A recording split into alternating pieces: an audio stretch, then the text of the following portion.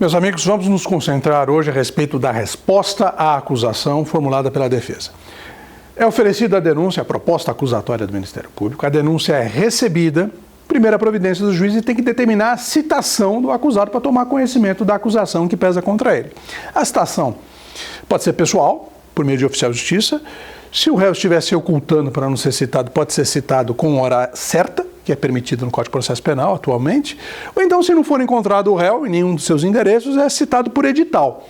Se ele é citado por edital e não comparece nem constitui defensor, nesse caso está suspenso o processo e a prescrição. No caso, portanto, de citação por edital, em que o réu não aparece e não constitui defensor, existe a suspensão, uma crise da instância, suspende-se o processo. O processo não continua. A primeira fase do rito do júri para por lá, até o momento que o réu seja encontrado ou que ele constitua um defensor. Aí sim o processo vai retomar a sua marcha.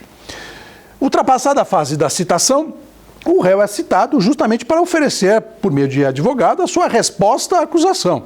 Essa resposta à acusação, que é o contraposto lógico ao oferecimento da denúncia, é uma contra-ataque, digamos assim, a resposta à acusação ela é obrigatória, não é facultativa.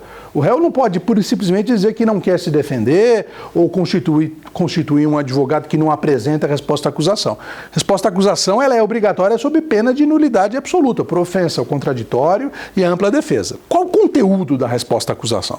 Ela vai ter preliminares processuais.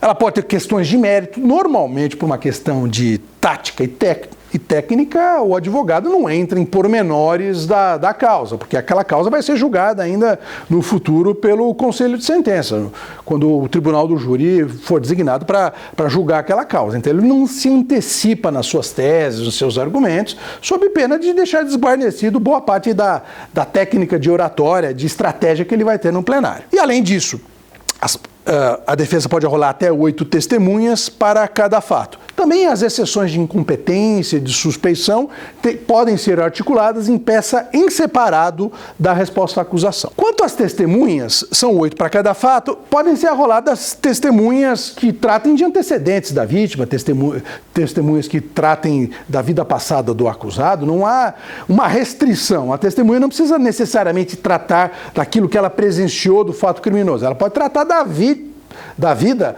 dos protagonistas processuais, seja a vítima, seja o acusado, porque o jurado está preocupado, além, evidentemente, de julgar o fato criminoso em si, ele quer saber quem são os protagonistas do processo, a vítima e o réu, o que eles faziam antes daquele fato que eclodiu e que eles estão lá julgando.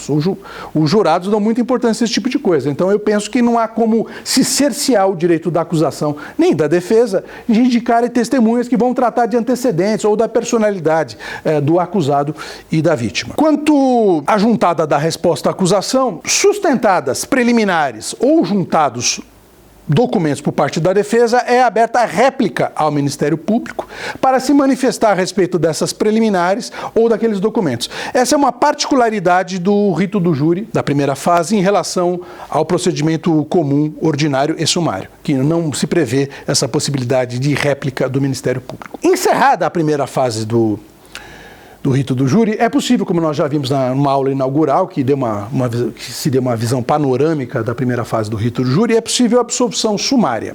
Mas existe uma particularidade. É oferecida a denúncia, existe a resposta à acusação, por parte da defesa.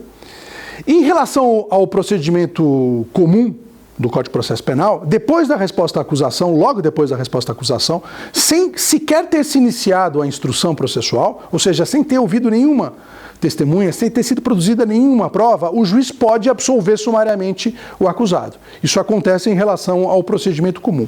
Em relação ao júri, isso é diferente. Não é possível ao juiz absolver sumariamente logo após a resposta à acusação por parte da defesa.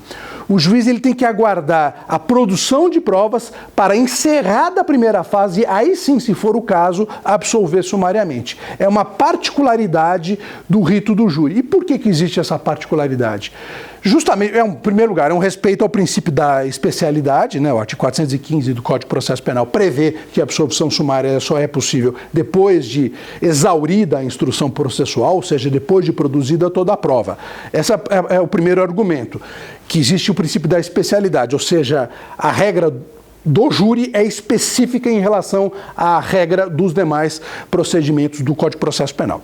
Esse é o primeiro fundamento. O segundo fundamento, que a absolvição sumária, ela transita em julgado, ela absolve o acusado e ela retira aquele processo das mãos do jurado, do cidadão que teria a competência, que seria o juiz natural para julgar aquela causa. Então, só é possível absolver-se sumariamente retirando a competência do juiz natural da causa, que é o jurado, depois de exauridas todas as provas. Não pode ir abruptamente logo depois da resposta à acusação. Esse é o fundamento constitucional para que a absolvição sumária seja possível sim no rito do júri, mas apenas depois de produzida toda a prova na primeira fase do rito do júri, sendo vedada a absolvição sumária logo após a resposta à acusação por parte da defesa.